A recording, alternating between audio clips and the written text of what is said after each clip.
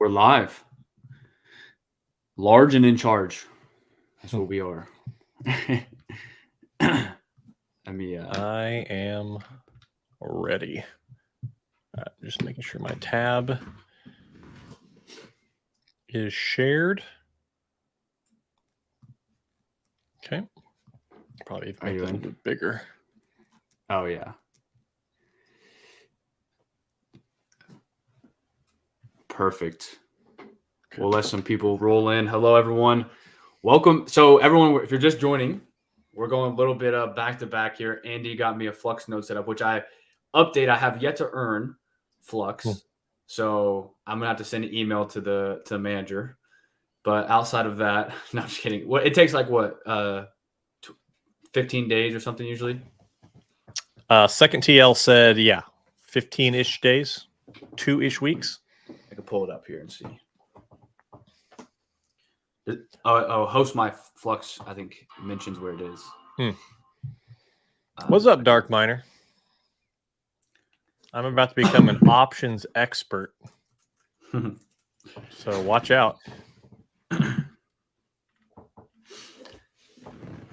We figured out, we've nailed down the stocks you're going to sell options on and your price range. And actually, as a matter of fact, Andy, you will like this because these stocks are both Bitcoin mining companies. So in a way, you're not straying too far from your crypto love, especially Bitcoin. I like that. I was really hoping I'd be just trading AMC today. Dark Miner, do you have any AMC plays? He actually talked about it. Is that still a thing? Do people still do? Are people still into AMC? Is that a thing now? So we did as $50K a month. Here we come. That's what I want. Sign this guy up for that. As a Discord or as a group, we did Dark Miner threw out a play, and everyone made a couple $100 off of AMC, but selling options. Yeah, this guy D-Ruv made $268 in 4 days selling options on AMC. So if you're the seller, it could be a good thing.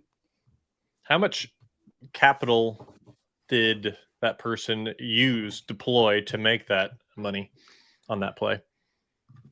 I'm not sure. I don't know how many contracts he did, but I can tell you on mine. For AMC, I put up capital at stake. I put up $1,500 and I made $225 or 15% on my money. That's pretty good.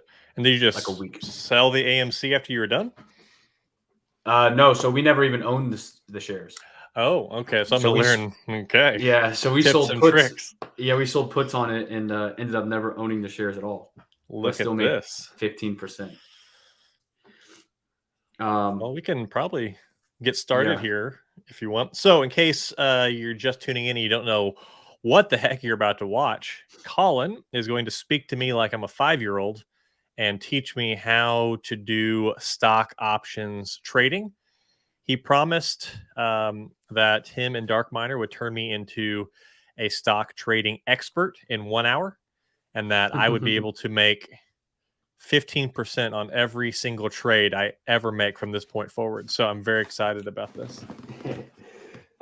Flux note update. I was looking at 6 days is my next pay date, so I'm 6 days away from getting paid. That's pretty good. If I don't get paid in 6 days, if I don't get paid in 6 days, I'm gonna have to. Dark Miner made $615 on 3,200. So it's 19%. 19%. Sign me up for that. Okay, so just I need to get my money ready, and then I'm just gonna do whatever Dark Miner does. Yes. Hello. Hey, Andy, calling me. I'll be able to stay for work. Congrats on options. 1K for Royal, and it's to 16K. Wow, it's addictive. Nice. No AMC plays. Okay, so let's start with this, Andy. I'm gonna go to the basics, right? So, basic. You have the basics of the basics. I'm actually gonna pull out the whiteboard for this, so I can explain. It's easier to explain. It really is easier to explain with a whiteboard because that way you can physically see it a little bit better. Let me move my screen around here so I can actually see it. I made our window kind of small. Oh yeah, you gotta make me big on your screen. Okay, I can see your whiteboard now. Okay, perfect. All right, let's flip this around a little bit. Get a little bit of, okay, there we go. Look at that. Elliot corrected and said collectively make 50K. Here we come. But Elliot, I want the 50K per month for just me. If y'all also make 50K per month, I'm happy. All right, so you have, I'm going to start with one side of the thing, but there's two. So, you've heard like covered calls and then you've heard cash secure puts. Okay. I've heard the words. Okay. Yes, you've heard the words. Okay. So covered call is the first one. Basically, what a covered call is at a high level view is you own 100 shares of a stock, right? So it doesn't matter. Just you own 100 shares like in your portfolio. Yep. And then you sell a call. You sell a call on those.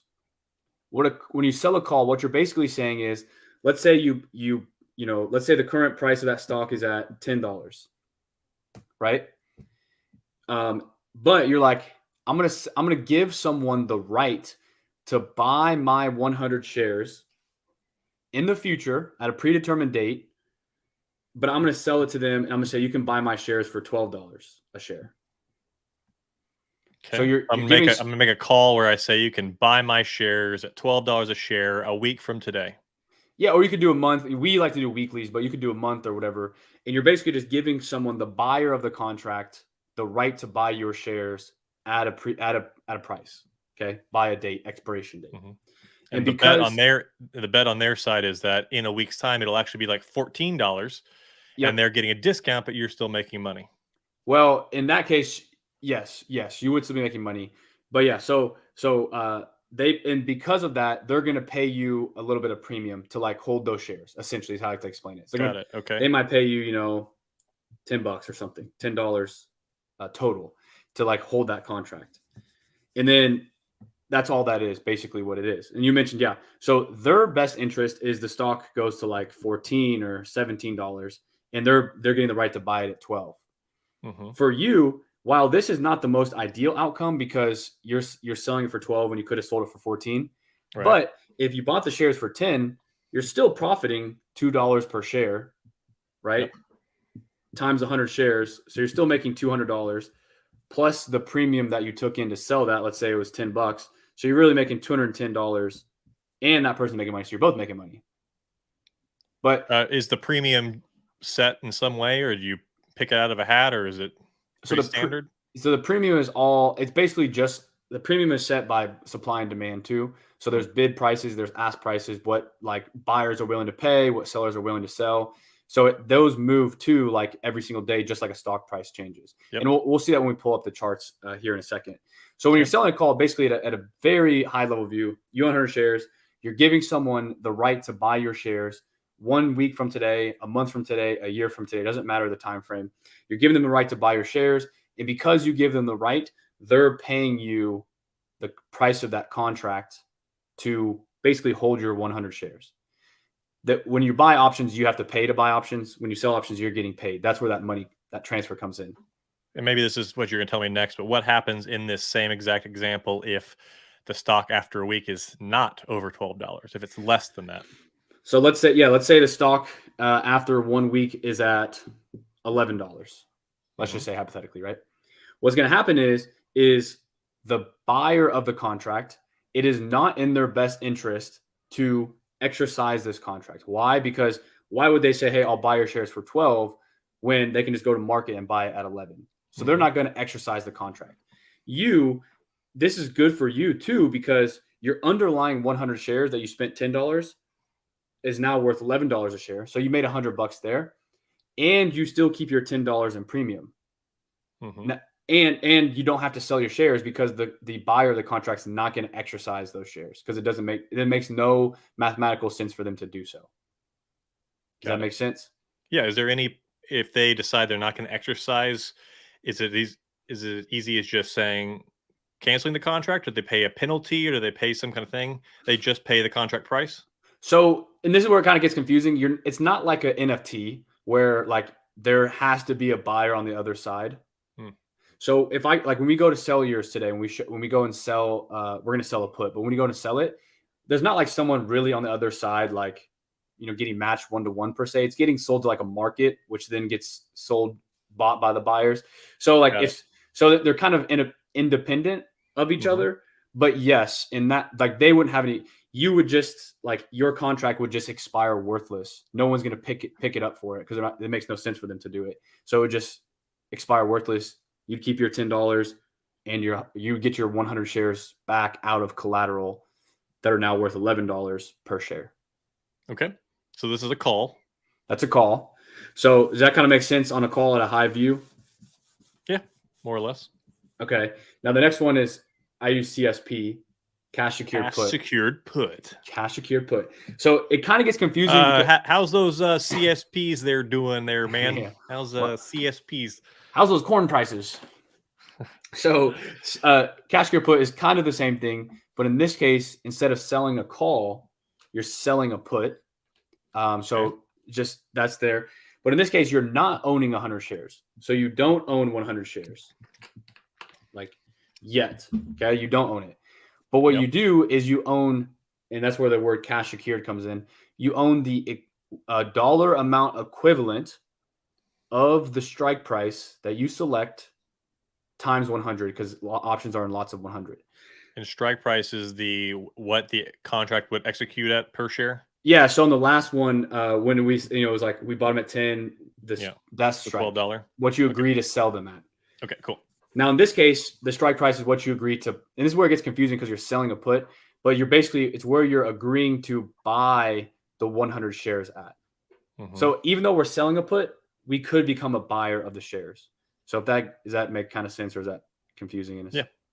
So basically, same example. Let's say that stock was $10 a share, right? And in the last example, we bought them for $10, sold the $12 call. In this case, let's say we don't want to buy 100 shares for $10. We want to try to buy the stock ourselves for $8 a share. So in this case, we would need $1,000 in collateral we need $1,000 to buy 10 shares. In this case, we only need $800. So but we don't own the shares. We're just hoping to buy it at 8. So what we would do is we would sell a put at the $8 strike, even though the stock's at 10. We're going to get paid a little bit of premium. Let's just say for ease of math, it's $8 we're going to get. And then what happens is let's say the stock goes to $7 a share on, next Friday. It's at $7. What's going to happen is we are then contractually obligated to buy shares at $8. But we could have bought them for 10. We decided to go for 8. It fell to 7. We still have to, our $800 that we put up for collateral is now buying at $8. Does that kind of make sense? Yeah, if it falls below that, you still have to pay the price you agreed upon initially. Yeah, exactly. And then the other side of that is, let's say on expiration, it stays at $10. What's going to happen is it makes no sense. And this is where it gets confusing because, like, the buyer of the put is kind of like the seller. But it makes no sense for us, like, for someone to sell us shares at $8 when they can sell the shares at $10 at market, right? So then this contract would expire worthless. We would get our $800 back, keep our $8, and the stock we just wouldn't own the stock because it's still at 10. Okay. So what's the primary way you make money with a cash secured put? So the primary way is, number one is, like, on this stock, and I'll show you here when we go on yours, but like on Mara, which these aren't the numbers for Mara, that's just hypothetical. I kind of want to buy this stock for $8. Let's just say, like, to me, that's where I kind of feel like I want to buy it. It's currently at 10. I think it's going to go to 8. I want to buy it at 8. So instead of, like, just holding my $800 and having to wait to buy it for 8, I'm going to keep selling puts at $8 to hopefully get assigned, which means it falls below 8. It goes to, $7.96 or whatever. I have to buy it at 8. I'm going to keep selling that, get paid $8 a week on my $800, get 1% a week until it falls below, hopefully falls below, and gets my, get my shares at $8 a share. Or maybe you don't want to get assigned. You have cash. You just want to earn 1% a week. So you just hope it doesn't go to 8, but you're just going to say, hey, I'll just buy this at 8. I don't think it'll go to 8. I'm just going to keep buying it, selling puts at 8. Put at $800, make $8 a week. $800, make $8 a week. Does that kind of make sense? Yeah. So you make the money as long as you hold this contract to buy it at this lower price. You make that money per week or whatever. But you're also hoping you if you want to actually acquire the thing, that you get it at the reduced price, and then it becomes a hold or it becomes a flip, or like, what do you do with the stock once you have it? Yeah. So this is the fun thing about options. I'm going to draw this little thing right here. It's called the options wheel. That's not really a wheel, but it's like the wheel. So let's say it goes to 796. Art class. We need to I know, right? pay for you some art class. Let's say it goes to 796 and you get the shares at $8 a share. So hypothetically, you're down 4 cents immediately, right, per share, because it's currently priced at this. But you did collect $8, so mathematically you're actually up, but that's might be confusing. But anyways, now you own the 100 shares at $8. So you can turn around the next week, and now that you own the 100 shares, you can sell a call.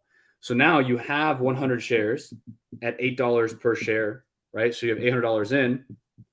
You can turn around the next week and say, all right, I'm going to sell a call at the $10 strike.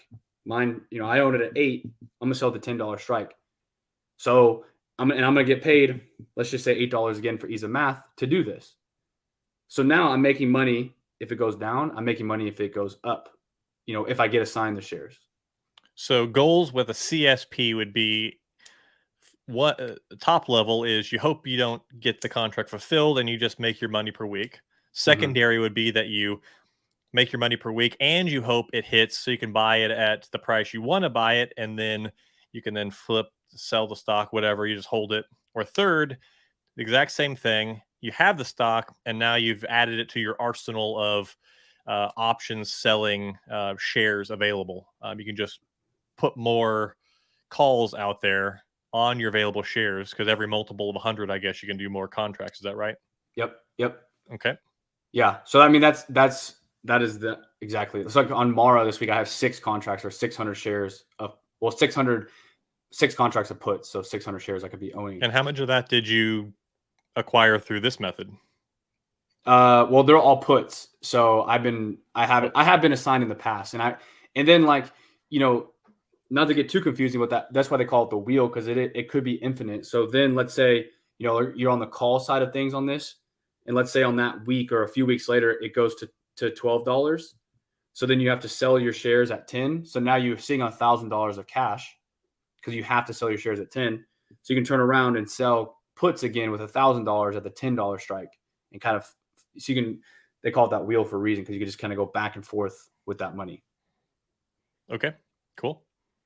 So I know it's that was like 20 minutes of running through things, but does that kind of make sense? Or what is like a confusion or a question that you have? I mean, it makes sense. I think it'll make even more sense once I actually start seeing it like demonstrated, like on Robinhood, and seeing it actually happen. I do want to know, what are the downsides? What's the risk?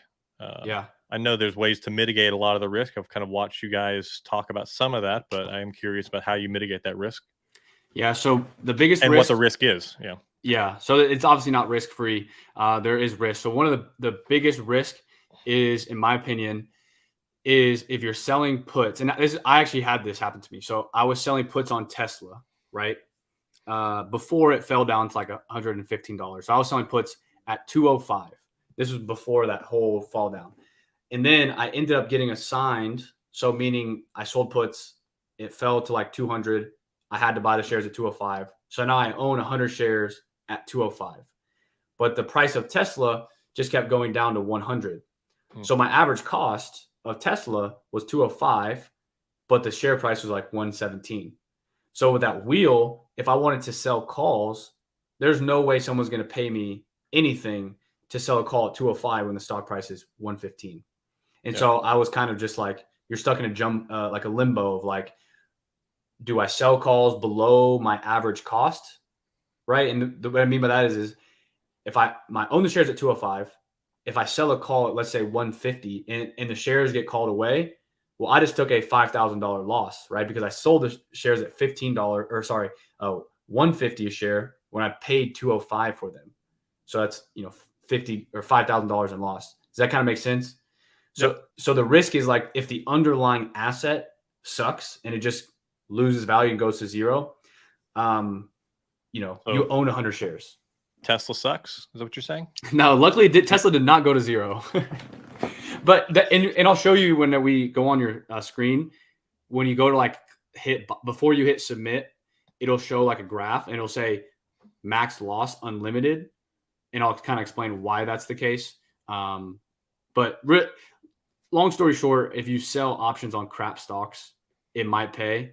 But over the long run, if the stock goes bankrupt, it's just like owning 100 shares. Like if I own 100 shares of Tesla outright and I wasn't selling options and it went to zero, or if I was selling options on Tesla and it went to zero, we're both end up like 0 times 0 is 0. So it doesn't matter. Yep. Now, with that being said, the person selling options probably has in a little bit better position, but at the end of the day, 0-0. So there's some very rough, very loose parallels between this and like putting up liquidity in the world of DeFi and like impermanent loss.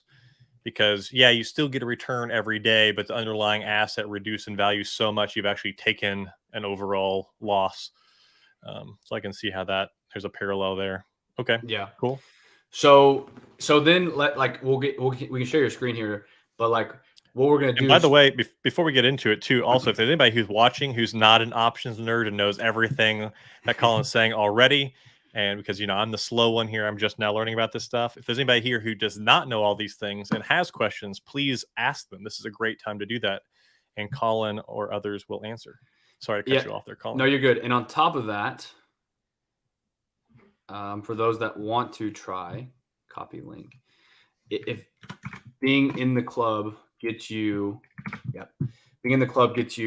my course for free. So I just put it in the chat. It's like a big long link, but I just put it in the chat here on the stream. You can watch and you can go through. It's like it might take an hour and a half, but multiple people in the Discord have taken it and like it. So those are their words, not mine. They said they like it. So feel free to check it out. And then obviously in the options chat, we all talk. So people are chatting right now. So feel free to ask questions. So yeah, Andy, if you want to grab your screen, I guess. I think I can grab my screen. There we go. There we go. So a lot of the people, if you're US based, a lot of people in the Discord like Robinhood just because it's super simple, commission free, easy to use. I'm not sure. Brock, he's in Canada. I think he uses Quest Trade. I believe it is. And then Interactive Brokers for the UK people. And yeah, Mora. That's pretty awesome. Yeah, Mora has 9 employees according to Robinhood. So we have definitely more than 9 people. So this is Andy currently has $1,000 of collateral ready to trade. And I'm ready to burn it here live. Just ready to make money. Ready to make money. So here's what we're gonna do, right? So with options, because everyone asks how much capital I need. What really matters, like to answer your question, is what asset do you want to sell options on? So if you're trying to sell, like if we go over here on Andy's, my first list, right? If we look at like Google, that third one down, or Amazon on the right, yeah, right there. So you can see like it's $93 a share, right? And options are in lots of 100. So you have to take 93 times 100, right? Would mean that would cost you $9,000. So I need to transfer $8,383 more to my Robinhood right now. Is that what you're saying? So if you want to sell like on Google, it's going to cost you like $9,000, right? QQQ, which is the NASDAQ 100, which is a very highly liquid ETF people like to sell options on, is like 200. One of the 3 stocks in my stock portfolio. There we go. See, and it's like $280 a share, $270 a share. That's going to cost you $27,000 to get 100 shares, or roughly 100 shares. And so it really depends on the underlying asset that you want to sell options on. Hey, what's QQ at? 270, 296. 296. Okay. So it's going to cost you basically $30,000 to sell options. So, that's something to keep in mind. Something to shoot for, Colin. Yeah, which even Tesla, like a lot of people in the group sell on Tesla, and that's going to cost you around $20,000 to get into. Yeah, Tesla's going to cost you $18,000. So, commission free. Robinhood makes their money, but QQ is my baby. They just have spreads. Yeah, they have spreads. You can kind of see like we're on. So all right, so the first stock we're gonna sell options on is Mara, MARA, which is something we all sell on. It's a pretty high volatile stock, but it's a Bitcoin mining company, so it moves the way Bitcoin moves. You can see in the last run, it ran up to like $74 a share. Wow. which is wild. And this looks basically exactly like the Bitcoin chart. Right. I mean, it, 2 years. all they do is mine Bitcoin. And you can see right there they have 9 employees down below the about section. 9 employees, right above key statistics. So they've been around since 2010. Yeah, there you go. Headquartered in Las Vegas. Did they start as a mining company in 2010? I don't know actually. That'd be wild. That's only 1 year after Bitcoin was born. So here's how you get into the options thing. So on the right, it says like you can buy Mara. That's where you would buy if you wanted to buy shares. But we're going to start by selling puts. So Andy can maybe get Mara for $5 a share versus $5.80 a share by next week. So down below it says trade Mara options. Yes. So you click that. And when you click that, this is what's called the options chain. It's kind of like a lot of numbers, like what the heck's on my screen. So I'll just give you a quick little rundown. So at the top, what the heck's on my screen? Yeah, everyone thinks the exact same thing. You took the words out of my mouth. So on the top, it says Mara buy call. So that's where so you can select buying calls or buying puts or selling calls and selling puts. Since we want to get paid, where it says buy, if you click sell, it'll change kind of the options thing at the top. Yep. So now we're selling a call, or you can sell a put. We're on calls, so we can go to puts. Okay. Yep, exactly. So then the next thing over says expirations or expiring. So these are the dates that Mara will expire. So the contract. So if you click down the next to put. Yes. Yep, click that. Expiring. So you can select your expiration. So quick little rundown. The further out you go in expiration, the more buyers are willing to pay for contracts, but also the more time it has for a stock to move to a certain price. So you can go out to like really, really far. You go 2 years away. Wow. Yeah, it's wild. And so I should do that. That's how I'm going to make all my money. I do that. Yeah, exactly. So the further out, so there's, and I'll kind of explain here in a second, but actually I'll show you right here. So if you click like March 18th or March 17th, sorry, click that. Yep, 8 days from now. And if we let's just look at the $5 strike. So the strike price on the far left. And if you go to the far right, the bid price is what you're going to be paid. So 14 cents. Okay. Now let's go up to the expiration again. And let's make it 1 week later, March 24th. So we're going to get paid 14 cents. Or it's now 27 cents. So you're going to get paid more money for the contracts because it's a week later. But also you as the seller are giving time for that stock to move. You're giving it 5 extra days to move to where you want it to be. Or maybe where you don't want it to be. So buyers are willing to pay more. Strike price over here on the left, we see our current share price. So everything below that is obviously less than the current price. Everything above is above the current price. And these are the prices that I'm whatever put or call or whatever I'm assigning of the contract that this will be in a week or 2 weeks from now or whatever, or that the person buying it is hoping it will be, and they can exercise that or whatever. Yeah. Is that correct? Yes. And then also, so we're on the sell put side. So we're on the puts right now. Every strike price above the current share price, so 6, 650, 7, 750, when you're selling puts is considered in the money. Those strike prices are in the money. Everything below the current share price, so 555, 450, et cetera, down, when you're selling puts is considered out of the money. When you're selling puts, most of the time, I don't know why you would ever not, but most of the time you want to select a strike that is out of the money. And this is why everyone likes Robinhood. It's very easy to visualize. Basically, when you're selling puts, you want your strike price to be below the current share price or out of the money. When you're selling calls, the inverse is the case. So if you go to sell call, up at the top, the numbers that are above the share price are considered out of the money. The numbers below are considered in the money. And you can also keep that in mind. So if you look, we're on the sell call now, but it doesn't matter. If you look at the bid prices on the right, as you get further out of the money, so as you get further in price, like 6, 650, 7, 750, the contract prices get cheaper. Why is that? Because buyers are willing to pay less for, because they need, for them to win, they want the stock price to go up. The chances it gets to 750 are there's a lot more room for it to get to 750 than for it to get to 650. So they're willing to pay more at 650 than they are for 750. If you go all the way up, like if you go to like $8, $9 up, you scroll up, right, it's getting down to like a penny because they're not even. These are green. So that mean that these are actually the inverse? No, the green is just how those prices of those contracts have changed today. Oh, okay. So, but yeah. So, and if you go down, you can see like if you go down to like the $2, they'd be willing to pay a lot, right? But that would make no sense to sell that because why would you buy stock for $5.74 and say I'd sell for $2 next week? It's just you would instantly lose money. So that's yes. If I have 100 Mara, was it Mara? Mara. So if I have 100 Mara shares, then I can do a call, and then if I'm typically selling in this scenario, right? If I'm buying, it's because I want to actually buy those shares. But they reserve the right to potentially buy those shares.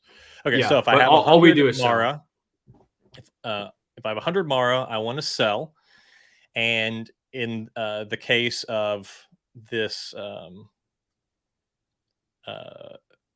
okay, in this case, it's out of the money when you're above, right? Yeah, for calls, yes.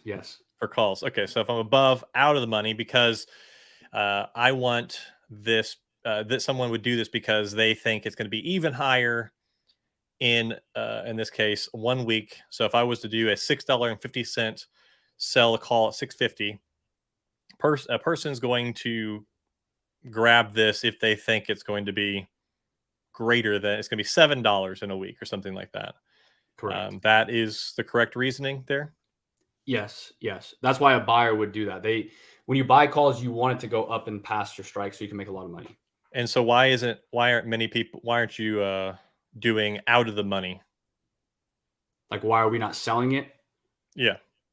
So let's say, for example, right? If I bought the shares today at $5.72 for 100 shares. So I spent $572. Yep. Mathematically, it makes no sense for me to turn around and sell a $5.50 call for next week, because then I'm basically saying, hey, I like anything above $5.50, I'm going to lose my shares. I just spent $5.74, but I'll be willing to sell them for $5.50. You're basically just taking your loss immediately. Now, your premium you're taking in kind of makes up for that, but it makes no sense, right? To just buy it for more. Yeah. Okay. So what? Explain the bid price. So that, and you kind of see sometimes they'll change, like those numbers will go up and down. They haven't really recently, but they will. Those are just basically buyers and sellers arguing supply and demand, right? Like buyers are willing to pay 54 cents for this contract. Sellers are willing to sell it for 53. So is this how much I'm making per share? Yeah. So it's per share. So it's times 100. So the easiest way is just move the decimal over 2 and that'll tell you your amount. So if you did that right now, if you sold a $6 call, you would get paid $31 a contract. And that's, in this case, it's a 1 week contract. But if I was to do the 24th or 31st, is that amount per week? No, it's a one-time thing. The entire okay. Yeah. So if you click like there, so you get paid $55 instead of $31. Got it. For 3 so weeks. It's actually it's actually less per week in this case. Yeah, it is. It is. Yes. Yeah. Okay. Got it. Does that make sense? It does, but I am curious about I get that if you buy today at 572 and you were to open up a contract for 550, you are saying, oh, I would get rid of these shares for 550, but do you have to wait for the 1 week to expire? So you can, and this is where it gets kind of like the weeds of it, but you can actually buy back your contract. So when you sell it, right, you're getting paid. Then you can you yourself can, that's why I was saying you're not like selling between two people. It's just like to a market, to like a middleman. You can buy back your contract early and release your collateral if you wanted to. But so as far as like the potential buyer of the contract, this is still a gamble in that if you set this up, you are making $53 over the next week instead of $32, betting, and they would be betting that it does go down, but maybe you secretly think it'll actually go up and that you feel protected there. Is that not a arbitrage? So if you're selling a call at 550, is that what you're saying? And if it goes up to $7, you are then contractually obligated to sell it at $5.50. And Got it. The price of these contracts Right. You only benefit when it actually goes the direction you think it's going to go. Yeah, Right. and the like right now that 550 is going to pay 53 cents, right? Mm-hmm. But if the share price goes up to $6 or $6.50, you're so far in the money that contract's going to be worth $1.70. So you're now going to if you wanted to buy it back, you took in $53, that's great, but you'd have to spend $170 to buy it back. So you're losing money, right? As you can see, like at the 450 strike here, it's like $1.22. So the further in the money you get, the more these contracts get more valuable, which we want them to go down. So we want that share price to stay down so that the contract prices stay down. Got it. So is there any scenario where someone's going to want to make this play? I mean, yes, like you can make the play if you're like really gung ho that you think Mara by next Friday is going to go down to $5. You're like, hey, they're going to do horrible. Like something's going to happen. I believe Mara is going to go down to $5. So I'm going to sell the 550, take my $54 in income, and I have to be right. And I think it's going to go to $5. So then on Friday, it's at $5. My call I sold is at 550. I'm not going to get my shares sold. I'll keep my shares. Got it. So it's almost that in that case, it is kind of, a tough take too. But also something to think about as well is if you sell the 650, let's say you buy the shares at $5.73 right now, 100 shares, you sell the 650 call and it goes to $7. You're not only making that $19 in premium, you're also making what would that be? 75 cents from the 574 you spent on the 100 shares to the 650. You're making that capital appreciation too. So what would that be? $75 plus $19. So you're making even more. Like that's something to think in mind too. So it seems like there are circumstances where you can really enjoy a lot of upside by selling out of the money, but the risk is considerably elevated. Is that an assessment correct? I will say of everyone in the Discord, to my knowledge, no one sells in the money calls. Everything's out of the money. But it sounds so good. It's like in the money. Just want to get in the money. But you're just taking on a lot of risk because then you really hope it goes down to 550 and below. Which is like, I mean, maybe things people don't know, and then one other thing I'll show you here. We can be on either one. So let's go up to if you click the 650 strike, like click how that box lights up. If you just click it, the whole thing. Yeah, just like right there. Oh yeah. So we have a drop down, right? So you can kind of get some information, but the thing, there's these Greeks, those numbers on the bottom, like delta, gamma, theta, vega, rho. Confusing. Really, the biggest thing to understand here is this delta, the first one. Take away the negative sign, like just imagine it said 0.30. Yep. Negative doesn't matter. So 0.30. There's a technical definition of what delta means, and then there's also a definition of what traders like to define delta as. Delta is essentially the percent probability that strike price ends up in the money. So what we're seeing here at delta 0.30, hypothetically, it's not like a guarantee. There's no like this is true, but it's just how people think of it. There's a 30% chance that it ends up in the money, meaning you have to sell your shares because it goes above 650. And there's a 70% probability that it stays out of the money, meaning it stays below 650 and you keep your shares and you keep your premium and you don't have to sell your shares. Got it. So this is the stat that people always quote when they want to find a delta neutral strategy. I don't know about that, but people do, like delta is things that people look at. Because delta neutral would be at zero, meaning the capital you're putting up, you're risking, it actually has no risk. It is a neutral. If you try to find a delta zero, we would be at like a $15 strike, and no one's gonna. If you go up there, well, I don't think delta neutral applies to selling options. I'm just saying I've heard that term, and I was I knew what it meant. It meant no actual risk to the capital itself, but I didn't know delta and seeing it here and the other things. Okay. So if you go down to like the $6, if you click into the $6 strike, you can open both so we can see a comparison actually. So you can see how this delta on the $6 is 44. So it's almost like a 45% chance. So it's almost like a 50-50 chance that like 6 could be in the money, out of the money, right? Because like it's really close to the share price. If you go up to like the $7 call, if you scroll up to $7 strike, see it's 18. So it's like you have an 80% chance of not having to sell your shares if we get to 7. So the lower the delta, like the closer to 0, the more probability you have of not having to sell your shares. Cool. Okay. I'm looking at some people. Oh, okay. So it's not necessary. Well, I've seen a lot of people reference it when it comes to like stablecoin, like lending and stuff. And there is actually no depreciation risk of the underlying asset, but I guess there is still a risk of like losing your money if you lose access to it or something. But I didn't realize that most people mean that they're hedging their delta risk on either side of that equation.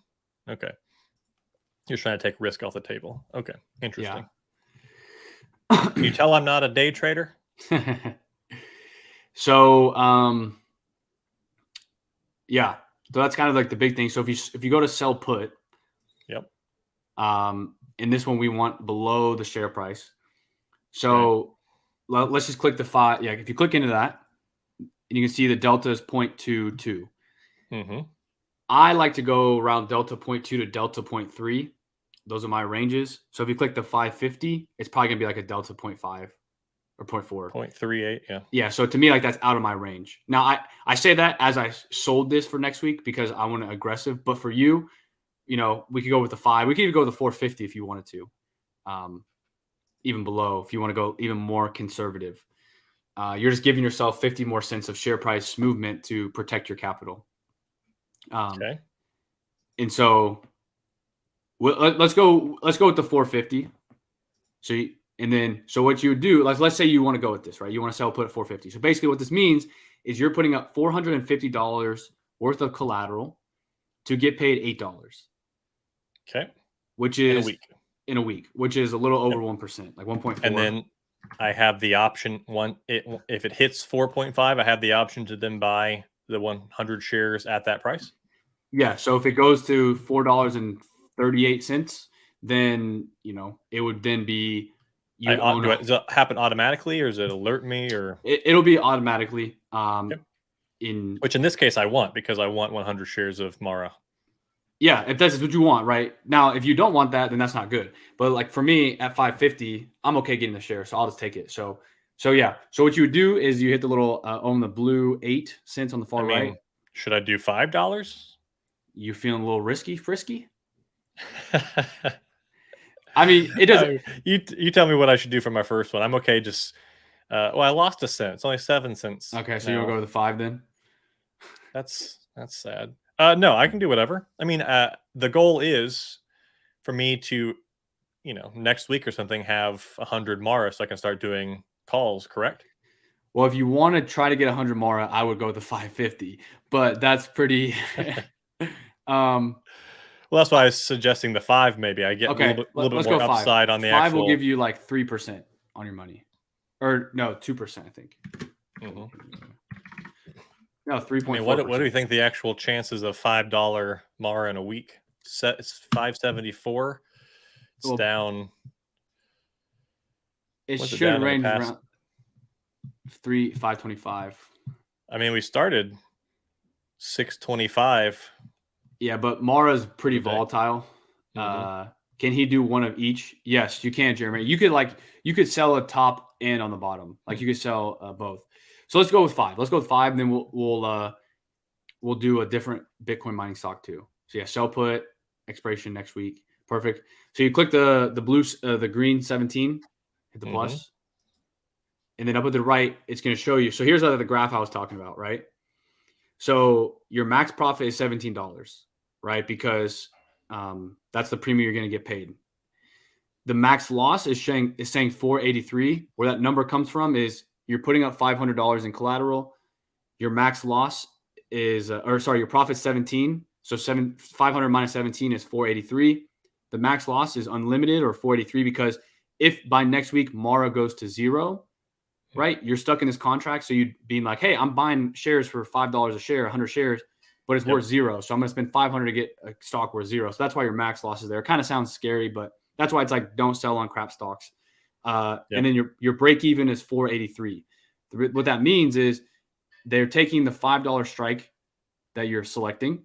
You're getting paid 17 cents per share. So $5 minus 17 is $4.83. So technically, 483 is your break even because you're getting upfront 17 cents per share. Now, right. Yep. If the stock goes to $4.90 by next week, you're going to end up with those shares. It's not like your strike now becomes 483. Your strike is still $5, but if you get the shares at 490, or if the shares fall to 490, you're still in profit by 7 cents a share because you're getting your 17 cents up front. Does that make sense? Sure. Yep. Okay. So now you hit continue. It doesn't do it yet. Where I need to stop sharing my screen? No, not yet. It won't. Okay. So here's where you would select your contracts. So you would say one contract because you could do two, but we're going to do one because we're selling a different one.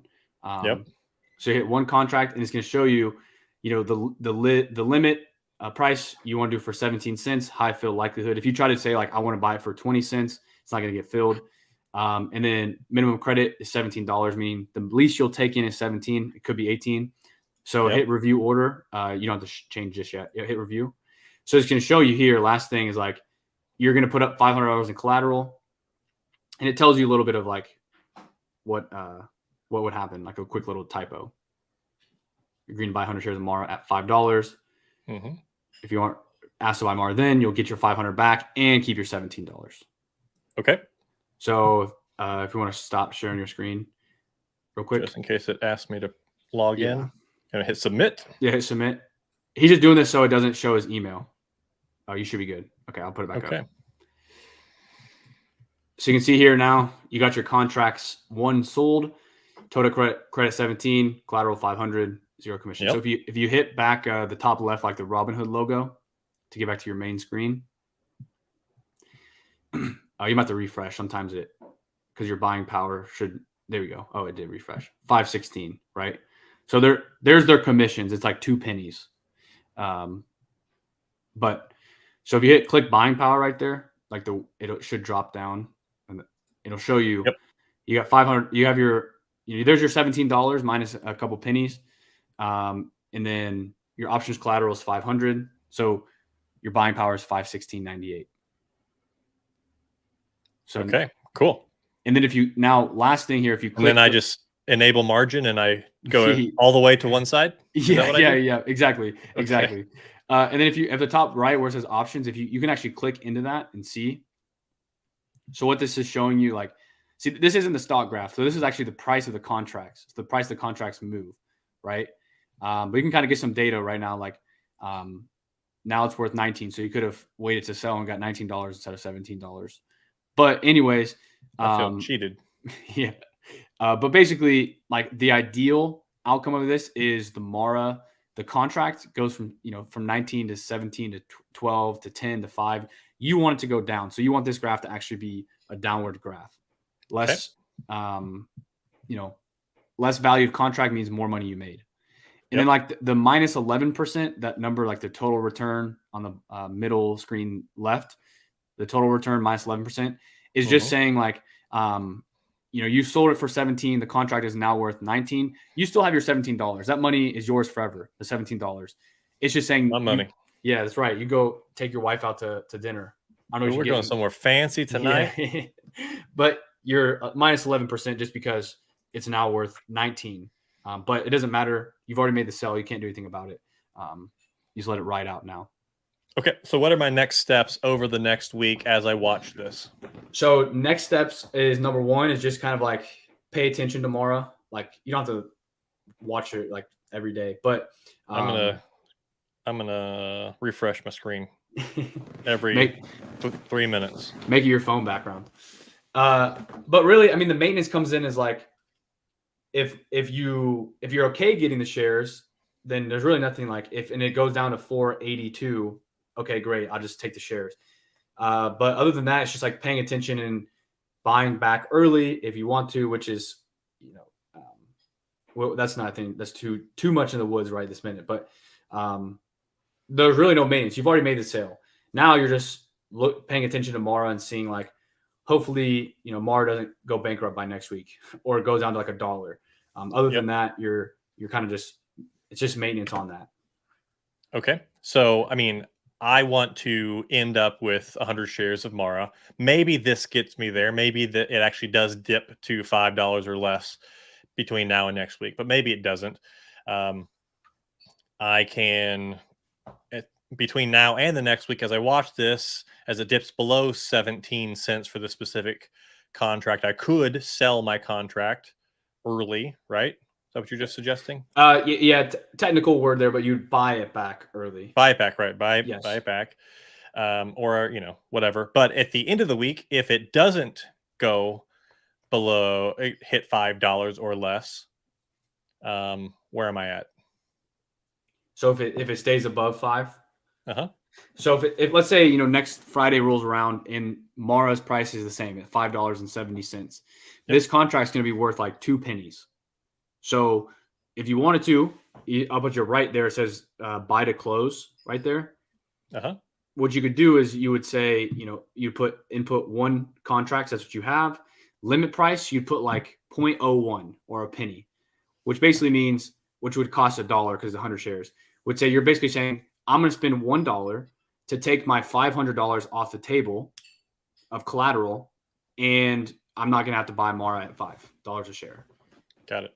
That's, and then you get your $5 back, $500 back, and then you could sell again for the next week. Mara, $5 put, collect whatever they're willing to pay that week. Robin, who wanted to teach it to me, but I closed the box. What is roll this position? So rolling the position is basically buying to close, like what I just mentioned, while simultaneously selling another week out. So if you click, you can actually click it and it'll show you what it means. So you click roll this position. So now it's taking you sold for next Friday, which is the 10th. No, sorry, the 17th. So it's choosing expiration 1 week prior to, like, past that. If you click $5 again, like let's say you want to roll it to the next week, so click the plus 32 again. At the top right, it'll show you what's happening is you're buying to close the $5 put you just sold to the darker gray for 19 cents, while you're simultaneously selling to open, or you're selling a call at the $5 put for the following week. You're going to take in $13. I can just keep making free money. I can just keep hitting continue. But the problem there is you're you're spending 19 from this week's, so you're really minus 2, right? Yeah, to make 32. That's why it's 13. But and you're extending it out. So that's another option of management of a contract too. But how often do y'all actually roll? I actually rolled today to next week for Mara, but most of the time it's people are buying and then reopening. But okay, cool. What now? Well, this is where you just kind of wait. This is the boring part. You've already done all the hard work of like figuring out your strike, figuring out where you want to be, and you make $500 just sitting here doing nothing. All right, so let's sell another one. Go to Riot, RIOT. This is another Bitcoin mining stock. It moves a little bit less volatile. They're here in Austin. Tomorrow. Yeah, they have 335 employees, so we don't have way more than Mara. But if you go to trade Riot options, we sell the put on it for next week.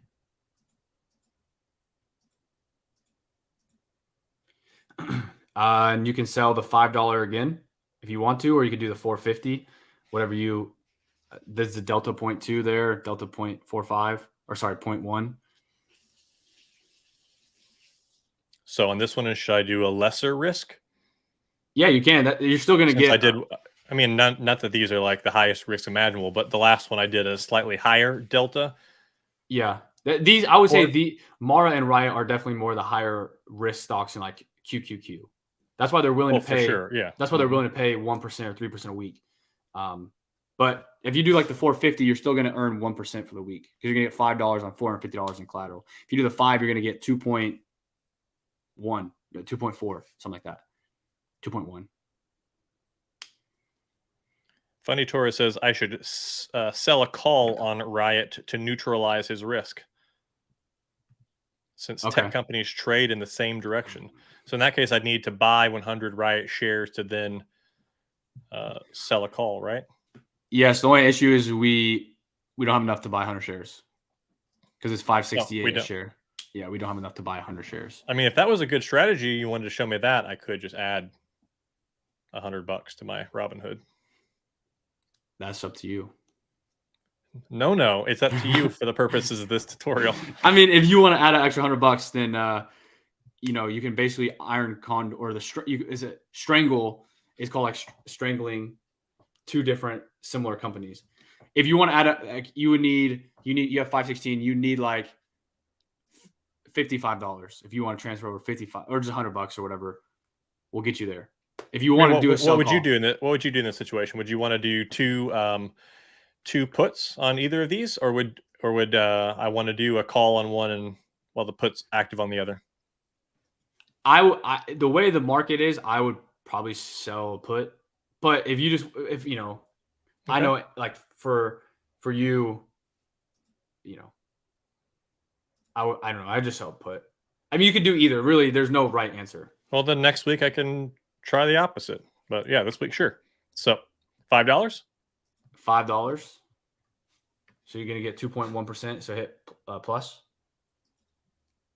Continue. And I don't think it probably won't show this time because you've one contract. Okay.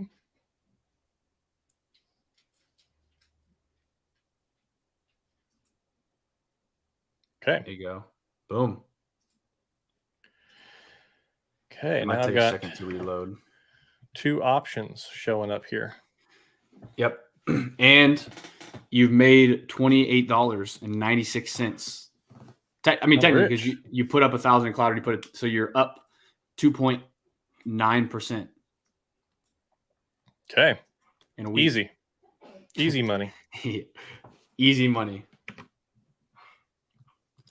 But same thing with Riot. Riot's going to move up and down too. Mm-hmm. So, and mine was at 12 cents. Yeah, 12 cents. Yeah. Okay.